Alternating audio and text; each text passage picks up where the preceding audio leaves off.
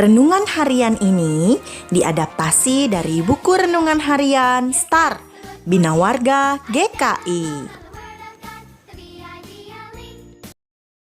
2 Korintus 9 ayat 7. Hendaklah masing-masing memberi menurut kerelaan hatinya, jangan dengan sedih hati atau karena paksaan.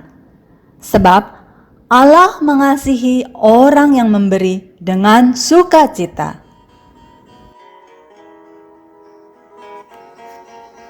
Pada suatu hari menjelang waktu sembahyang, yaitu pukul 3 petang, naiklah Petrus dan Yohanes ke bait Allah. Di situ ada seorang laki-laki yang lumpuh sejak lahirnya sehingga ia harus diusung. Tiap-tiap hari, orang itu diletakkan dekat pintu gerbang bait Allah yang bernama Gerbang Indah untuk meminta sedekah kepada orang yang masuk ke dalam bait Allah. Ketika orang itu melihat bahwa Petrus dan Yohanes hendak masuk ke bait Allah, ia meminta sedekah. Mereka menatap dia dan Petrus berkata, "Lihatlah kepada kami." Lalu orang itu menatap mereka dengan harapan akan mendapat sesuatu dari mereka. Tetapi Petrus berkata, "Emas dan perak tidak ada padaku, tetapi apa yang kupunyai kuberikan kepadamu. Demi nama Yesus Kristus orang Nazaret itu, berjalanlah." Lalu ia memegang tangan kanan orang itu dan membantu dia berdiri. Seketika itu juga, kuatlah kaki dan mata kaki orang itu.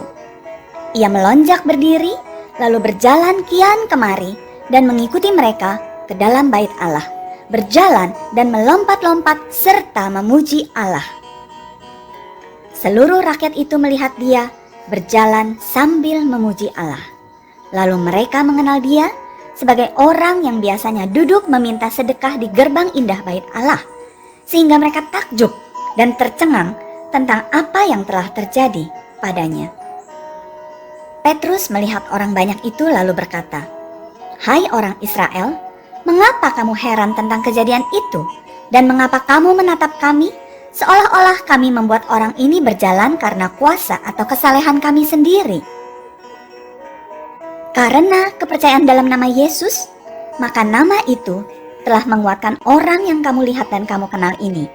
Dan kepercayaan itu telah memberi kesembuhan kepada orang ini di depan kamu semua." Hebat ya Kak, Bapak Petrus bisa menyembuhkan orang yang sakit lumpuh. Iya dong, kan Bapak Petrus lakukan dalam nama Tuhan Yesus dan untuk memuliakan nama Tuhan.